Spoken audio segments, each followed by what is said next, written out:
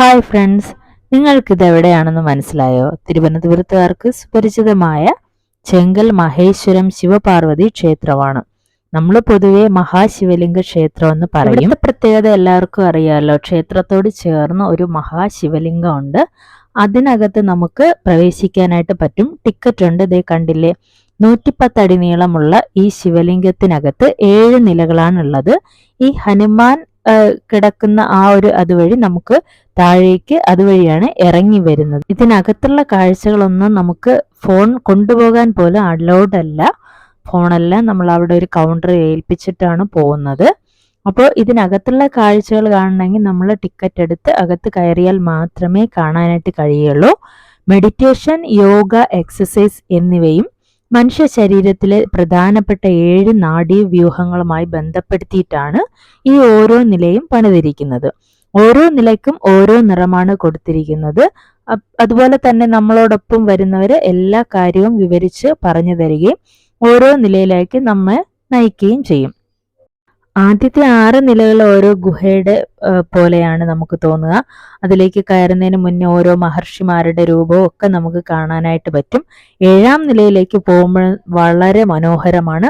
വെള്ള നിറത്തില് കൈലാസത്തിന്റെ ഒരു പ്രതീതിയിൽ നല്ല ഭംഗിയായിട്ട് ഒരു ശിവനും പാർവതിയും ഇങ്ങനെ ഇരിക്കുന്നത് നമുക്ക് കാണാനായിട്ട് പറ്റും. നല്ല ഒരു പ്രതിഷ്ഠയാണത്.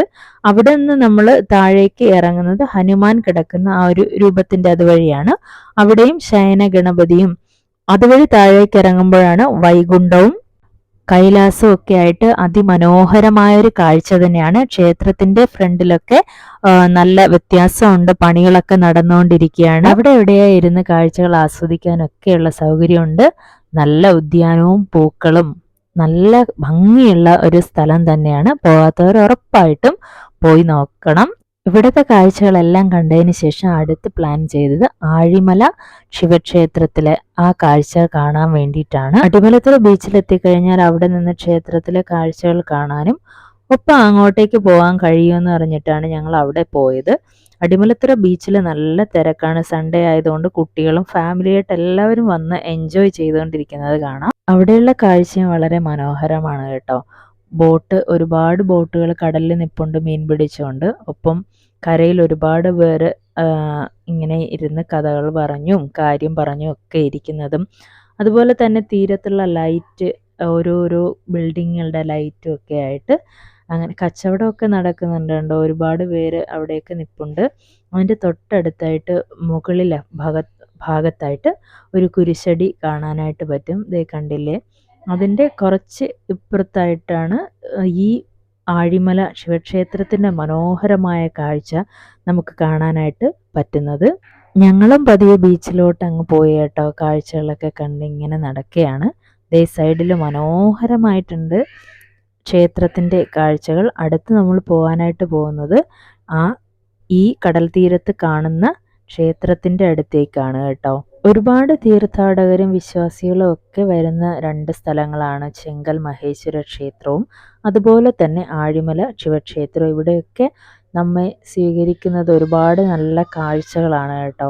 അതല്ലേ എല്ലാവരും അങ്ങോട്ടേക്കൊക്കെ പോകുന്നത്. അപ്പോൾ ഈ കാണുന്ന കുരിശടി നമ്മളിങ്ങനെ ദൂരത്തുനിന്ന് കണ്ടു. അവിടേക്കൂടെ ജസ്റ്റ് ഒന്ന് കയറിയതിന് ശേഷം നമുക്ക് ആഴിമലയിലേക്ക് പോകാൻ കേട്ടോ. ഈ എല്ലാ കാഴ്ചകളും ആസ്വദിച്ചുകൊണ്ട് ഒരാൾ നിൽപ്പുണ്ടോ.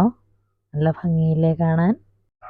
ബീച്ചിന് തൊട്ട് മുകളിലായിട്ട് കണ്ട ആ ഒരു കുരിശടിയിൽ കൂടെ പെട്ടെന്ന് ഒന്ന് കയറി പ്രാർത്ഥിച്ചതിന് ശേഷം നമുക്ക് അടുത്ത് ആഴിമലയിലേക്ക് പോകണം.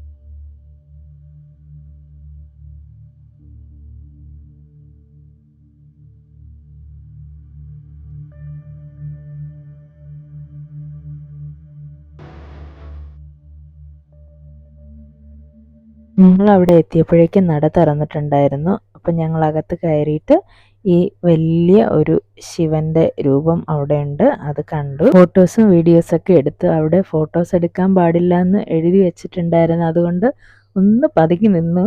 എല്ലാവരും ഫോട്ടോസും വീഡിയോസൊക്കെ എടുക്കുന്ന കണ്ടതിന് ശേഷമാണ് ഞങ്ങൾ 1-2 ഫോട്ടോയും വീഡിയോയും എടുത്തത്. രാത്രിയായിരുന്നിട്ട് ഒരുപാട് പേർ അവിടെ ഉണ്ടായിരുന്നു, നല്ല തിരക്കായിരുന്നു കേട്ടോ.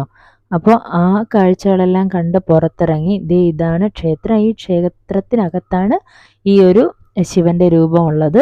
അതിൻ്റെ സൈഡിലുള്ള ഒരു ആൽമരത്തിൽ നിറയെ കുഞ്ഞു തൊട്ടിലുകൾ കെട്ടിയിട്ടുണ്ടായിരുന്നു. നേരെ പാർക്കിങ്ങിലോട്ട് പോയി. പാർക്കിങ്ങിലേക്ക് ചെല്ലുമ്പോൾ ഉള്ള കാഴ്ച മനോഹരമാണ്. ബീച്ച് ഇങ്ങനെ കാണാനായിട്ട് പറ്റും. അതിൻ്റെ ഞങ്ങൾ നിൽക്കുന്നതിൻ്റെ തൊട്ട് താഴെയായിട്ട് ഐ ലവ് ആഴിമല എന്ന് എഴുതിയിട്ടുണ്ട്. അതുപോലെ തന്നെ അവിടെ ഒരു ഫുഡ് കഴിക്കേണ്ട ഏരിയയൊക്കെ ഉണ്ട്. അന്നദാനം കൊടുക്കുന്ന മണ്ഡപം ഒക്കെ അവിടെ ഉണ്ട്. അപ്പോൾ നല്ല യാത്രയായിരുന്നു.